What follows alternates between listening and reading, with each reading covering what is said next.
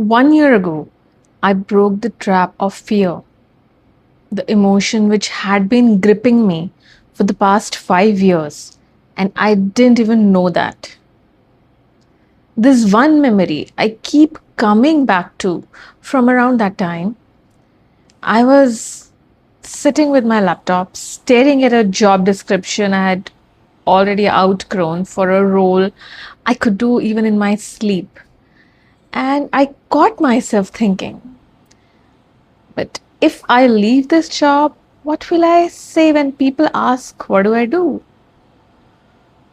That question stayed with me because it had nothing to do with my job and everything to do with me. Hi, I'm Anchal, your thought partner. In this series, I share my journey of emotional independence. I'm growing through constantly learning, questioning, and experimenting with different mindsets because I genuinely feel our mind is the biggest tool and asset that we have. If we learn how to use it well, it can do it can completely change the direction of our life. Coming back to my story, I was going through the course of a normal life till about a year ago, working in content marketing, mothering my 11-year-old son, my husband and I managing work, family responsibilities, parents, everything together until I started feeling the burnout. And ये वो the overworked वाला burnout नहीं था. It was much deeper. I was dissatisfied but not able to quit my job. I was tired but never said no to people. I was unhappy but thought कि यही तो होता है normally, यही तो life है, ठीक है.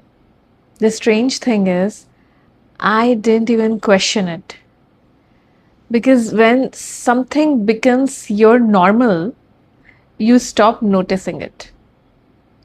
One evening, after my workout, I was talking to a friend, and as usual, I was complaining about work, the stress, the dissatisfaction, the same conversation I had probably had with her many times before.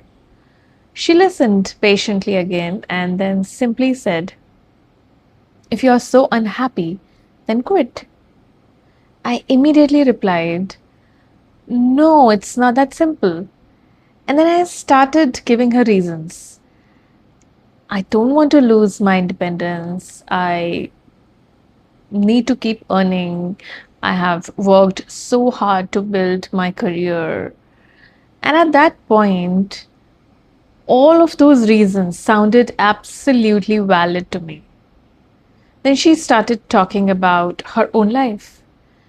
Very casually, she said, खुश तो हम रह ही नहीं सकते, कभी husband की वजह से, कभी बॉस की वजह से, कभी घर वालों की वजह से. But we find some or the other reason. She was not trying to teach me anything. She was just talking. But for some reason, that sentence, it stayed with me. On my way back home, I was just thinking, I kept thinking, have we all accepted this? That happiness is something that depends on other people.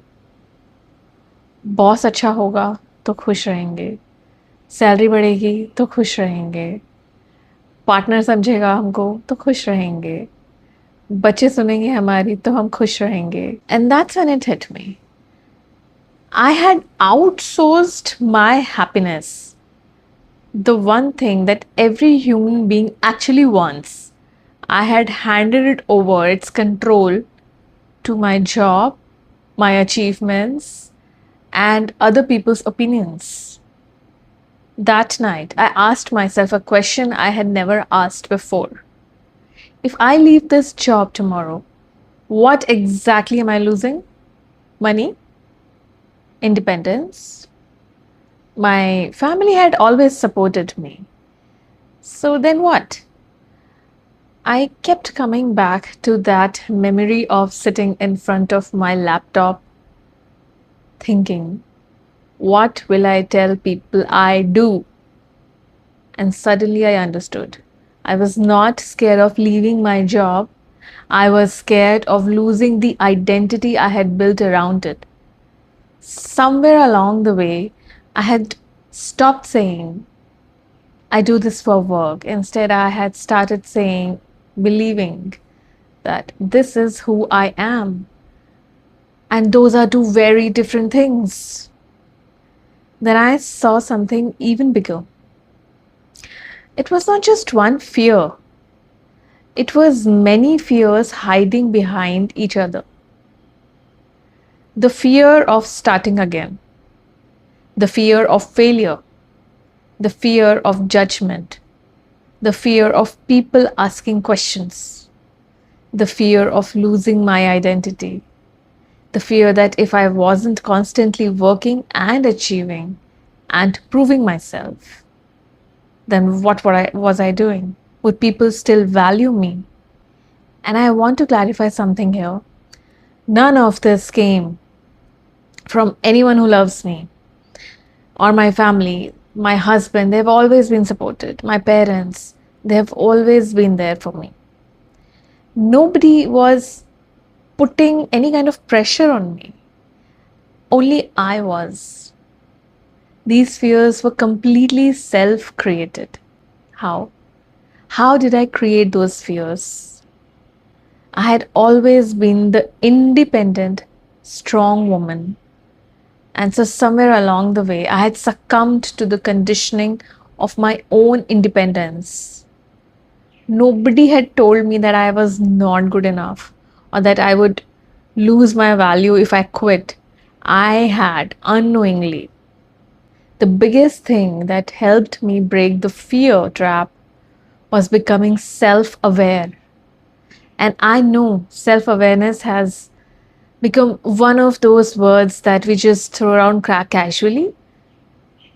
But honestly, I don't think self awareness is about knowing what do I like or what do I want to do in life, what do I want to achieve in life. That's just one small part of it. Real self awareness started the day I began asking myself different questions. Like, why do I think like this? From which emotion am I taking this decision? Actually, what am I afraid of? Because every decision has an emotion sitting underneath it. Sometimes it's fear, sometimes it's guilt, sometimes it's the need to prove ourselves, sometimes it's the need to be accepted or validated. Until I understood that emotion of fear, I kept treating the symptom, not the real cause. It was not my circumstances making my decisions for me. It was my fear making my decisions. That's why very slowly I stopped growing, healing, and trying new things. I became stagnant and I simply stayed where I was because it felt safe. When I got this awareness, then I started taking my decisions from my original self, which is a very happy, loving, empathic person. लोग कहते हैं कि डर के आगे जीत है, लेकिन मुझे तो डर के आगे हैप्पीनेस मिली. And you know what's the beautiful part? I didn't know any of this at that time. Much later, when I started studying the science of happiness and emotional intelligence, I had one of those moments where you just smile to yourself and say, I realized, अरे मैं तो ये practice पहले से ही शुरू कर चुकी थी, तो मैं कब से कर रही हूँ. Without knowing the terminology, I had started becoming more emotionally aware, I started understanding my emotions. I had started increasing my EQ by simply, first of all, acknowledging them and not reacting to them. I think that's why my journey towards real happiness actually began. When I finally understood the emotion that had been making my decisions for years. Maybe the biggest prison is not outsiders, it's the story we keep telling ourselves before you leave? I'd love to know, what's one fear that's been making your decisions? If you're comfortable sharing, please share it in the comments. You never know. Your story might help someone else feel a little less alone. And if this conversation touched something within you, do subscribe, because this isn't just a podcast, it's a journey of becoming. Until next time, keep learning, keep healing, and keep becoming your better version.